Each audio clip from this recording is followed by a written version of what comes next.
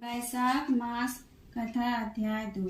सूत जी कहते हैं, महात्मा नारद के ये वचन सुनकर राजर्षि अम्बरीश ने विस्मित होकर कहा, महामुने, आप मार्गशीर्ष, अगहन आदि पवित्र महीनों को छोड़कर वैशाख की ही इतनी प्रशंसा क्यों करते हैं? उसी को सब मासों में श्रेष्ठ क्यों बतलाते हैं? यदि माधव मास सबसे श्रेष्ठ और भगवान लक्ष्मीपति को अधिक प्रिय है तो उस समय स्नान करने की क्या विधि है?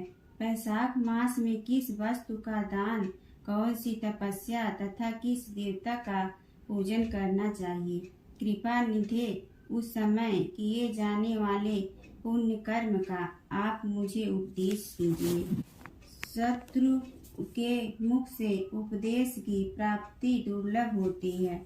उत्तम देश और काल का मिलना भी बड़ा कठिन होता है। राज्य प्राप्ति आदि दूसरे कोई भी भाव हमारे हृदय को इतनी शीतलता नहीं प्रदान करते जितना कि आपका यह समागम। नारद जी ने कहा, राजन सुनो, मैं संसार के हित के लिए तुमसे माधव मास की विधि का वर्णन करता हूँ।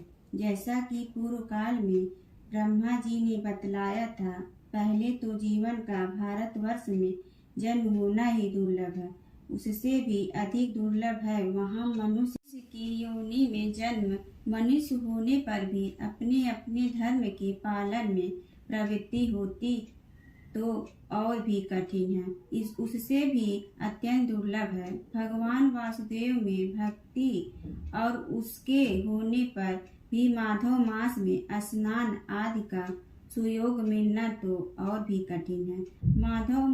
माधव लक्ष्मीपति को बहुत प्रिय है। माधव वैशाख मास को पाकर जो विधि पूर्वक स्नान, दान तथा जप आदि का अनुष्ठान करते हैं वे ही मनुष्य धन्य एवं कृत हैं।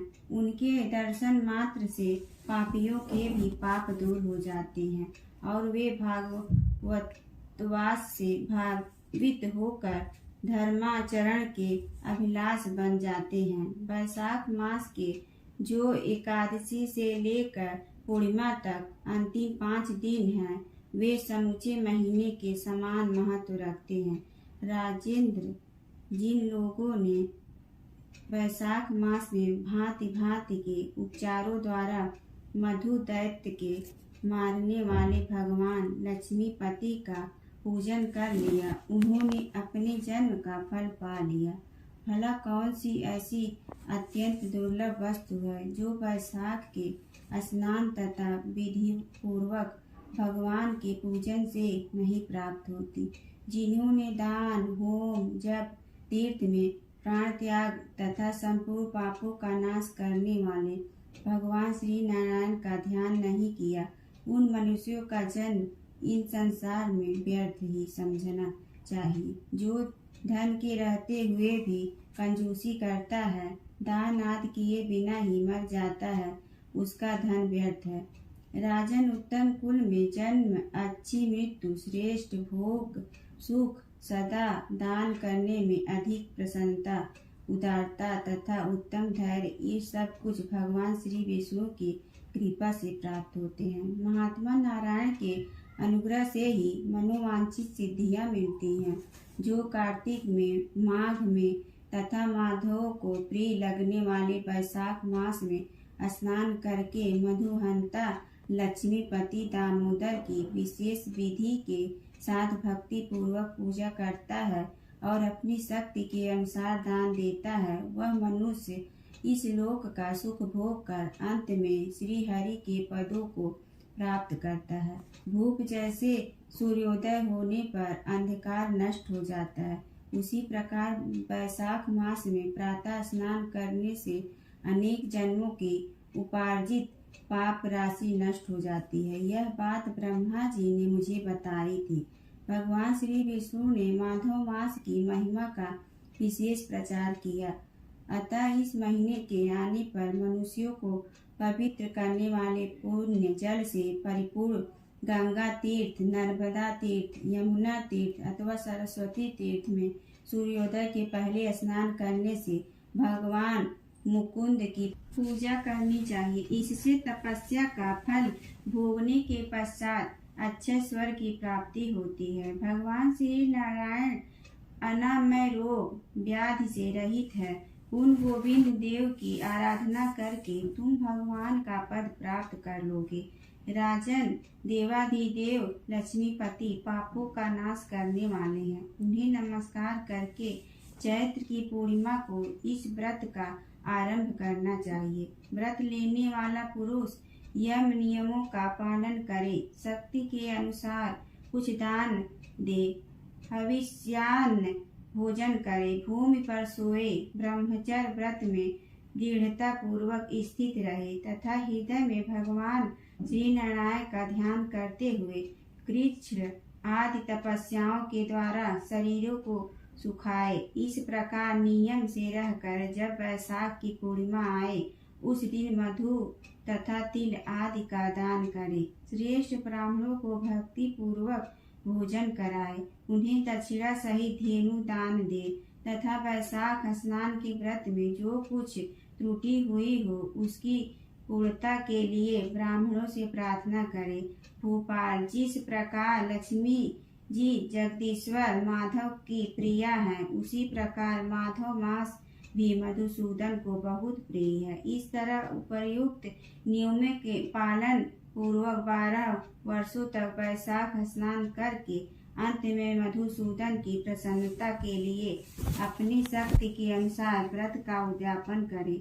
अमरीश, पूर्व काल में ब्रह्मा जी के मुख से मैंने जो कुछ सुना था वह सब वैशाख मास का महात्म्य तुम्हें बता दिया।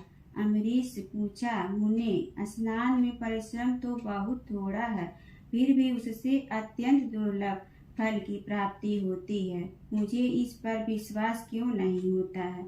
मुझे मोह क्यों हो रहा है? नारद जी ने कहा, राजन, तुम्हारा संदेह ठीक है। थोड़े से परिश्रम के द्वारा महान फल की प्राप्ति असंभव सी बात है, तथापि इस पर विश्वास करो, क्योंकि यह ब्रह्मा जी की बताई हुई बात है। धर्म की गति सूक्ष्म होती है, उसे समझने में बड़े बड़े पुरुषों को भी कठिनाई होती है। श्री हरि की शक्ति अचिंत्य है, उनकी कृति में विद्वानों को भी मोह हो जाता है। विश्वामित्र आदि क्षत्रिय थे, किंतु धर्म का अधिक अनुष्ठान करने के कारण वे ब्राह्मणत्व को प्राप्त हो गए। अतः धर्म की गति अत्यंत सूक्ष्म है। भूपाल, तुमने सुना होगा, अजामिल अपनी धर्म पत्नी का परित्याग करके सदा पाप के मार्ग पर ही चलता था, तथापि मृत्यु के समय उसने केवल पुत्र के स्नेहवश नारायण कहकर पुकारा। पुत्र का चिंतन करके नारायण का नाम लिया, किंतु इतने से ही उसको अत्यंत दुर्लभ पद की प्राप्ति हुई। जैसे अनिच्छा पूर्वक भी यदि आग का स्पर्श किया जाए तो वह शरीरों को जलाती ही है, उसी प्रकार किसी दूसरे निमित्त से भी यदि श्री गोविंद का नामोच्चारण किया जाए तो वह पाप राशि को भस्म कर डालता है। जीव विचित्र है, जीवों की भावनाएं विचित्र है, कर्म विचित्र है तथा कर्मों की शक्तियां भी विचित्र है। शास्त्र में जिनका महान फल बताया गया है वही कर्म महान है, फिर वह अल्प परिश्रम साध्य हो या अधिक परिश्रम साध्य। छोटी सी वस्तु से भी बड़ी से बड़ी वस्तु का नाश होता देखा जाता है। जरा सी चिंगारी से बोझ के बोझ तिनके स्वाहा हो जाते हैं। जो श्री कृष्ण के भक्त हैं उनके अनजान में किए हुए हजारों हत्याओं से युक्त भयंकर पातक तथा चोरी आदि पाप भी नष्ट हो जाते हैं। वीर, जिसके हृदय में भगवान श्री विष्णु की भक्ति है वह विद्वान पुरुष आदि थोड़ा सा भी पुण्य कार्य करता है तो वह अच्छे फल देने वाला होता है। अतः माधव मास में माधव की भक्ति पूर्वक आराधना करके मनुष्य अपनी मनोवांछित कामनाओं को प्राप्त कर लेता है। इस विषय में संदेह नहीं करना चाहिए। शास्त्रोक्त विधि से किया जाने वाला छोटे से छोटा कर्म क्यों न हो, उसके द्वारा बड़े से बड़े पाप का भी क्षय हो जाता है तथा उत्तम कर्म की वृद्धि होने लगती है। राजन, भाव तथा भक्ति दोनों की अधिकता से फल में अधिकता होती है। धर्म की गति सूक्ष्म है, वह कई प्रकारों से जानी जाती है। महाराज, जो भाव से हीन है, जिसके हृदय में उत्तम भाव एवं भगवान की भक्ति नहीं है, वह अच्छे देश और काल में जाकर जीवन भर पवित्र गंगा जल से नहाता और दान देता रहे तो भी कभी शुद्ध नहीं हो सकता।